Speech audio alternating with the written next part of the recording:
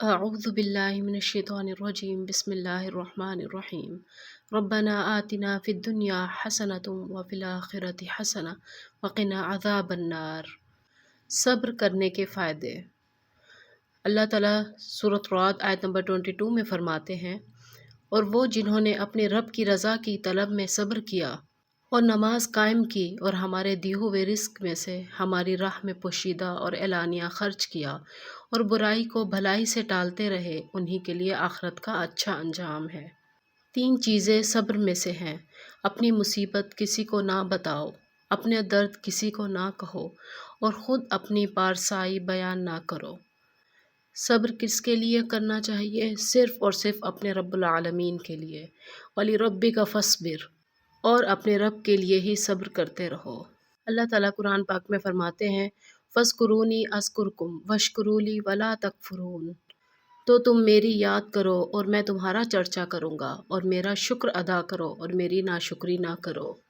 اس آیت میں کائنات کی سب سے بڑی نعمت حضور اقدس صلی اللہ علیہ وسلم کا ذکر کرنے کے بعد اب ذکر الہی اور ذکر نعمت الہی پر شکر کرنے کا فرمایا جا رہا ہے۔ ذکر 3 طرح کا ہوتا ہے، زبانی، قلبی اور اعضائے بدن کے ساتھ۔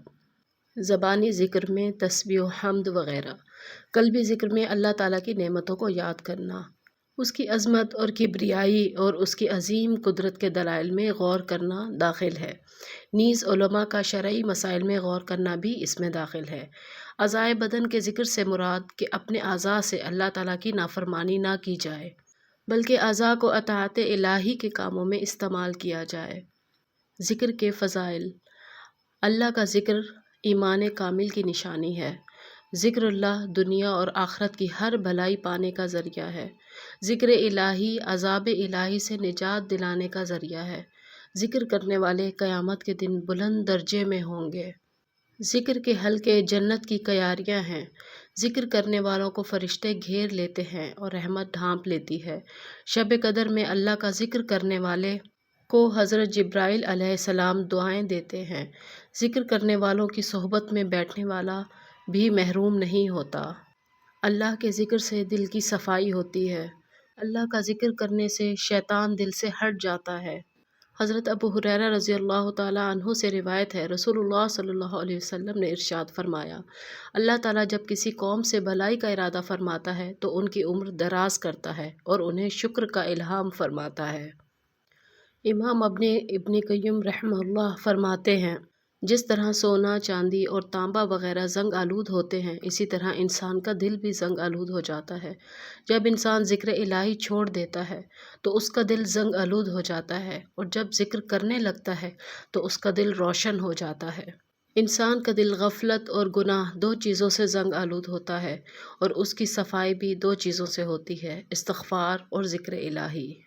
سیدنا عبداللہ بن عمر رضی اللہ عنہما سے روایت ہے، رسول اللہ صلی اللہ علیہ وسلم نے فرمایا، اللہ تعالیٰ پاکیزگی کے بغیر نماز قبول نہیں فرماتا اور خیانت کے مال میں سے صدقہ قبول نہیں فرماتا۔ اہل ایمان کے لیے سختیاں اور مشکلات صرف اس دنیا میں ہی ہیں، آخرت میں اللہ نے ان کے نیک اعمال کی جزا میں بڑا اجر و ثواب تیار کر رکھا ہے۔ رسول اللہ صلی اللہ علیہ وسلم نے فرمایا، دنیا مومن کے لیے قید خانہ اور کافر کے لیے جنت ہے۔ رسول اللہ صلی اللہ علیہ وسلم نے فرمایا، جو شخص ہر روز اللہ کے لیے فرائض کے علاوہ 12 رکعت سنتیں یعنی فجر سے پہلے 2 رکعت، ظہر سے پہلے 4 رکعت اور ظہر کے بعد 2 رکعت، مغرب کے بعد 2 رکعت اور عشاء کے بعد 2 رکعت ادا کرتا ہے، اللہ اس کے لیے جنت میں ایک گھر بنا دیتا ہے۔ حضرت ابو ہریرہ رضی اللہ عنہ سے روایت ہے، رسول اللہ صلی اللہ علیہ وسلم نے فرمایا، کیا تم جانتے ہو کہ مفلس کون ہے؟ صحابہ نے کہا، ہمارے نزدیک مفلس وہ شخص ہے جس کے پاس نہ درہم ہو نہ کوئی ساز و سامان۔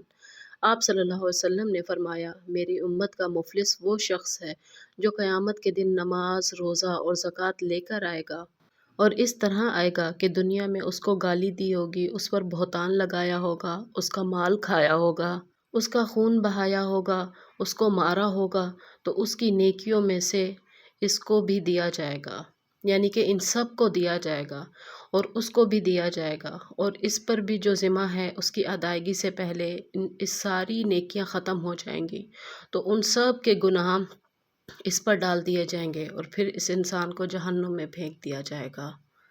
اللہ تعالیٰ ہمیں نیکیاں کرنے اور ان کی حفاظت کرنے کی توفیق عطا فرمائے۔ سبحانک اللہم و بحمدک، اشہد ان لا الہ الا انت، استغفرک و اتوب الیک۔ السلام علیکم ورحمۃ اللہ وبرکاتہ۔